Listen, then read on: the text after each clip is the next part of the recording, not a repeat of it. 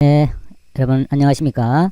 자, 오늘은 어제에 이어서 정수와 유리수의 곱셈에 이어서 오늘은 그 곱셈을 정수와 유리수의 곱셈을 잘하기 위해서 어떠한 법칙이 있는데요. 그 법칙이 바로 곱셈의 교환 법칙과 결합 법칙이 있습니다. 우리가 정수와 유리수의 덧셈에서도 덧셈의 교환 법칙과 덧셈의 결합 법칙이 있었죠. 그러면 덧셈에서도 교환 법칙과 결합 법칙은 왜 사용했는가? 계산을 편리하게 하기 위해서 사용한 것이 바로 덧셈의 교환 법칙과 결합 법칙이었어요. 그러면 이번 시간에도 곱셈을 함에 있어서 곱셈을 좀 더 편리하게, 좀 더 쉽게 하기 위해서 도입된 것이 바로 교환 법칙과 결합 법칙입니다. 곱셈에서의 교환 법칙과 결합 법칙이에요. 그래서 여러분들이 또 잘 공부해 주기 바랍니다. 자, 이거를 보겠습니다. 3 곱하기 양수 3 곱하기 음수 5는 음수 15라는 거 우리가 알고 있죠. 서로 다른 부호는 어떻게 하겠습니까? 서로 다른 부호는 음수가 된다고 그랬죠. 서로 다른 부호의 곱셈은 음수가 되고 자연수끼리 곱하라고 했습니다. 여기도 마찬가지입니다. 마이너스 5 곱하기 플러스 3도 얘는 음수고 얘는 양수니까 서로 다른 부호입니다. 서로 다른 부호의 계산은 부호를 마이너스로 결정해라. 그래 놓고 자연수끼리 곱하라 했습니다. 결과가 어때요? 같죠? 자, 우리가 구구단에서도 3 곱하기 4를 한 결과나 4 곱하기 3을 한 결과는 항상 같습니다. 자, 이렇게 해서 우리가 정수나 유리수의 자릿수를 바꿔서 곱했다고 해가지고 이런 건 뭐라고 한다? 곱셈의 교환 법칙이라고 합니다.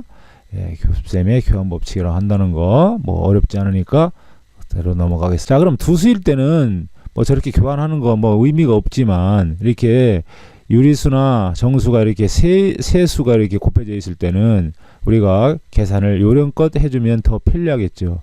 자, 그러면 마이너스 2 곱하기 4 이거 중괄호를 먼저 썼습니다. 그럼 얘를 먼저 계산하라는 소리죠. 그래 놓고 얘는 그 계산한 결과하고 마지막에를 곱해라 이런 소리잖아요. 그렇다면 마이너스 2 곱하기 플러스 4는 서로 다른 부호니까 부호는 마이너스 4, 2, 8 결정됐죠. 그런 다음에 뒤에 있는 마이너스 3을 마지막에 곱합니다. 자, 서로 다른 부호가 아니라 이제 마이너스 같은 부호죠. 같은 부호는 플러스로 결정하라고 했습니다. 플러스로 결정했습니다. 그럼 3, 8이 24. 자, 이렇게 해서 지난 시간에 배운 곱셈의 법칙과 지금 배우려고 하는 교환 법칙과 결합 법칙 잘 활용해 주기 바랍니다. 자, 그럼 이렇게 첫 번째처럼 이렇게 계산하는 사람이 있는가 하면 학생이 있는가 하면 요 밑에 것처럼 이렇게 계산하는 학생도 있을 겁니다. 자, 그래서 어떻게 계산하는 거냐? 이번에는 마이너스 1을 마지막에 계산하고 플러스 4하고 마이너스 3을 먼저 계산합니다. 이렇게 해도 계산의 결과가 같은지 보겠습니다. 그럼 마이너스 2는 계산을 아직 안 했으니까 그냥 써주고 플러스 4하고 마이너스 3을 곱하면 서로 다른 부호죠. 그러니까 마이너스입니다. 그래서 4, 3, 12 이렇게 해서 이제 마이너스 1을 마지막으로 곱한 결과가 이제 나오죠. 이제 같은 부호입니다. 자, 마이너스 같은 부호는 플러스가 된다고 그랬죠. 플러스 생략해도 되고요. 그럼 곱하면 얼마입니까? 2는 4, 2는 2, 그래서 24가 나. 자, 이렇게 해서 곱셈에서는 자리 위치를 바꾸어서 이렇게 곱셈을 해도 결과는 이렇게 마찬가지 같습니다. 자, 이렇게 해서 우리는 왜 그러면 교환 법칙과 결합 법칙을 왜 굳이 골치 아프게 배우려고 하느냐? 그런 것을 사용함으로 해서 계산을 좀 더 편리하게 하기 위해서 하는 거예요. 여러분들을 괴롭히려고 하는 것이 아니라 계산을 편리하게 하기 위해서 하는 거다. 나는 교환 법칙과 결합 법칙이 그거 너무 골치 아프다. 나는 그냥 순서대로 해주겠다. 그러면 순서대로 해줘도 돼요.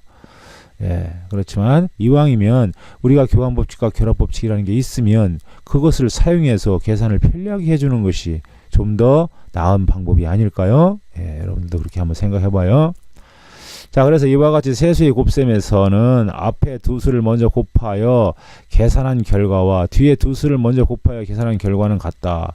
이것을 곱셈의 뭐에 결합 법칙이라고 해야 되겠네요. 잘못했습니다. 결합 법칙. 교환 법칙 아니에요. 결합 법칙입니다. 교환은 자리만 단순히 바꾼 거죠. 여기에서는 자리가 바꾼 것이 아니라 결합을 했습니다. 자리는 안 바꾸고요. 앞에 수와 뒷수를 결합했습니다. 정정합니다. 결합 법칙이에요.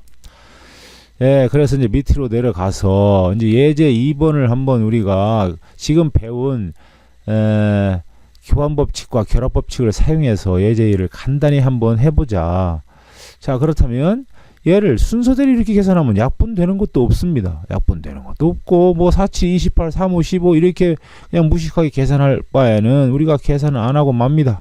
예. 그럼 어떻게 계산하는 게 중학교 1학년답게 계산하는 걸까요? 네, 그렇죠. 요 자리를 바꿉니다. 예. 4분의 3이 앞에 오고 그 다음에 5분의 7하고 뭐 바꾸던가 5분의 7이 앞에 오고 4분의 3이 뒤로 가던가 이렇게 해주면 되겠습니다. 그럼 마이너스 7분의 5 가만 더 볼까요?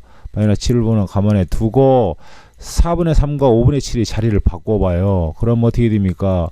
5분의 7이 앞에 오고 그 다음에 뒤에 것 플러스 4분의 3이 뒤로 갑니다. 이렇게 교환 법칙을 썼죠. 자, 여기에서 덧셈의 교환 법칙을 썼습니다. 여기 덧셈이라네. 곱셈의 교환 법칙을 썼어요. 교환 법칙을 썼습니다. 자, 그 다음에 이제 교환 법칙을 썼고 이렇게 묶으면 뭐가 되겠습니까? 이렇게 묶으면 결합 법칙이에요. 예, 그런 거 하는 거예요. 자, 그렇게 하면 이제 우리가 약분도 하고 간단히 할 수가 있죠. 약분하면 얼마입니까? 1, 1, 5, 5. 그러면 마이너스하고 플러스니까 부호는 마이너스 얼마입니까? 1이 되겠네요. 마이너스 1 곱하기 4분의 3입니다. 양수는 플러스 생략해 쓴다고 그랬죠. 얘는 마이너스고 얘는 플러스니까 결과는 뭐가 돼요? 마이너스가 되죠. 얼마? 마이너스 4분의 3이 됩니다. 1에다가 4분의 3 곱하면 4분의 3이죠. 자, 이렇게 해서 이제 우리가 교환 법칙과 결합 법칙을 써서 이런 계산을 쉽게 이렇게 해줄 수 있다는 겁니다. 자, 여러분들은 어떻게 계산하는 게 쉬울지 한번 판단해 봐요. 예, 그 다음에 지우고 가겠습니다. 자, 이번에는 이제 자, 이제 마이너스 2 곱하기 3 더하기 마이너스 4라고 되어 있습니다. 그러면 우리가 보통 계산할 때는 그냥 먼저 계산한다는 거죠. 마이너스 2하고 이거 먼저 우선 계산해서 마이너스 1이 나오죠. 3 더하기 마이너스 4는 마이너스 1입니다. 서로 다른 부호의 덧셈 뺄셈 우리가 배웠죠. 그러면 마이너스 2에다가 마이너스 2 곱하면 같은 부호니까 플러스 2라고 대답해 주면 됩니다. 그럼 이렇게 해도 플러스 2가 나오지만 우리가 요 마이너스 요 가로 안에 중가로 안에 있는 수에다가 마이너스 2를 이렇게 한 번씩 곱해줘 봐요. 3에다가 마이너스 1을 곱하고 그 다음에 마이너스 4에다가도 마이너스 1을 이렇게 한 번씩 곱해줘 봅니다. 그래도 결과가 같은가 보도록 하겠습니다. 예?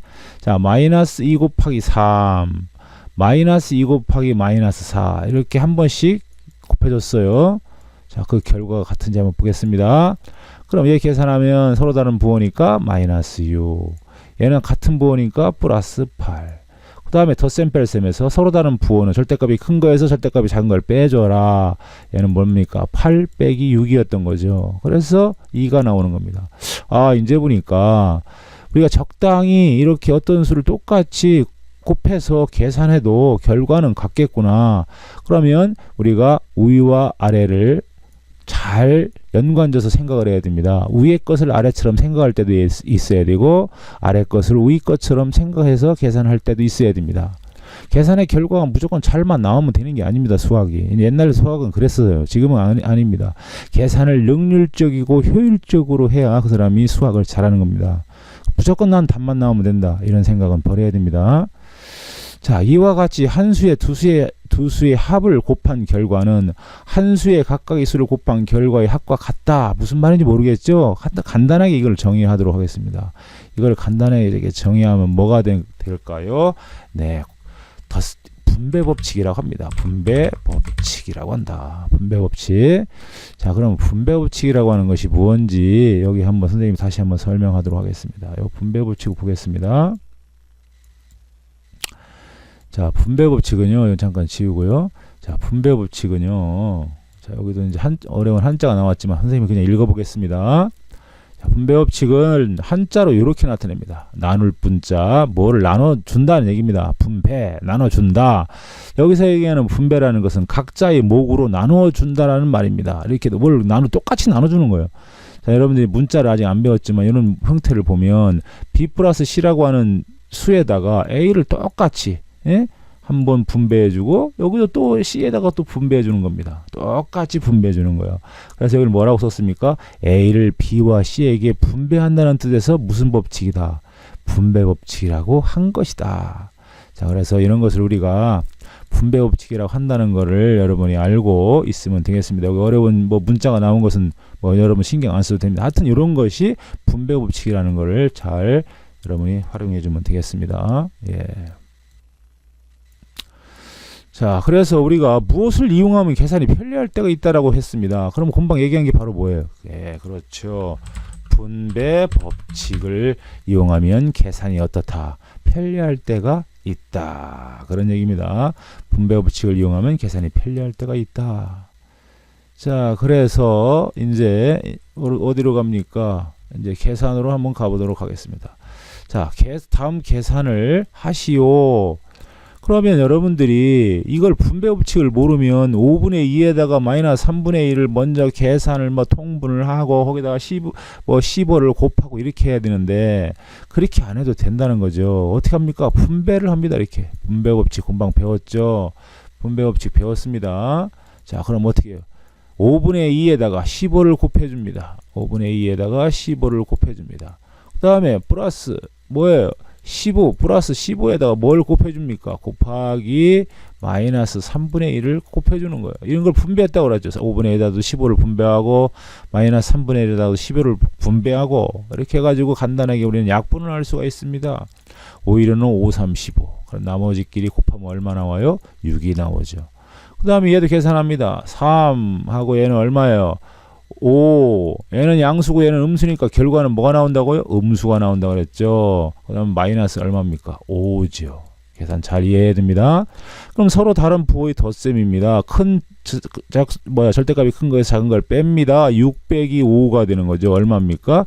1. 예, 1이 나옵니다. 자, 이렇게 해서 계산을 할 수가 있고요. 잠시 한번 또 지워보도록 하겠습니다. 그 다음에 이제 2번으로 갑니다. 2번. 여기도 마찬가지입니다. 그냥 뭐 17하고 4분의 3, 17하고 4분의 1을 이렇게 약분 된다고 해도 좋아요. 그렇지만 우리가 이제 여기서 어떻게 계산할 수 있습니까? 잘 구조를 보니까 17. 그럼 얘는 뭐였었던 겁니까? 마이너스 4분의 3에다가도 곱해줬고 그 다음에 뭡니까? 마이너스 4분의 1에다가도 곱해준 거였었네요. 그렇죠? 이렇게 곱해준 겁니다. 여기다 한번 곱해줬고 이렇게 곱해준 거예요. 아, 그렇게 한 결과니까 우리가 이제 이렇게 묶어서 생각해 보면 17은 나중에 곱하고 얘를 먼저 계산하는 게 편리하잖아요. 더하면 얼마입니까? 마이너스 1이네요. 자, 마이너스 1이니까 곱해주면 양수 그리고 얼마예요? 마이너스 17이 나온다는 겁니다. 물론 여러분들이 여기에서 이걸 그냥 계산해도 마이너스 17이 나옵니다. 그렇게 마이너스 17이 나온다고 그냥 무조건 계산해서 마이너스 17 나온 거하고 요걸 구조를 분석해서 이제 보니까 얘는 요 수에다가 17을 곱했구나 분배했구나 이렇게 생각해서 계산해서 마이너스 17이 나온 사람하고는 차원이 다르다는 거죠. 여러분들이 어떻게 풀어야 내 머리가 내 두뇌가 내 지능이 발달할지 여러분들이 상상을 해보면 되겠습니다. 자, 여러분들이 흔히 실수하는 오류가 있습니다. 자, 오류를 한번 보도록 하겠습니다. 선생님이 봤을 때 이런 실수를 많이 하더라 이런 얘기입니다. 그럼 실수하는 걸 잘 보면 여러분들이 분배 법칙은 잘 배웠는데 이렇게 잘못 생각하는 사람이 있습니다. 이건 결합 법칙하고 분배 법칙하고 헷갈린 거죠. 2 곱하기 2하고 3을 먼저 곱해서 뒤에다가 5를 더한다. 이건 절대 안 됩니다. 이렇게 하는 결합 법칙과 분배 법칙은 없어요. 없습니다. 그 다음에 또 이거는 얘가 덧셈도 아니고 다 곱셈으로 되어 있는데 이거를 분배하는 사람이 있습니다. 이렇게. 이거 절대 안 됩니다. 이게 덧셈이 앞에 있고 뒤에 곱셈이 있을 때 이렇게 아니죠. 저기 말을 바꿔야 했네요. 여기에 곱셈이 있고 여기에 곱셈이 있고 여기에 덧셈이나 뺄셈이 있을 때 분배 법칙을 하는 겁니다. 이렇게 곱셈으로 다 연결됐을 때는 굳이 분배하지 않아요. 이걸 여러분들이 꼭 명심하고 조심해야 됩니다. 이거 절대 안 되고 이거 절대 안 됩니다. 이상 오늘 좀 시간이 길어졌는데 듣느라고 고생했습니다. 감사합니다. 수고했어요.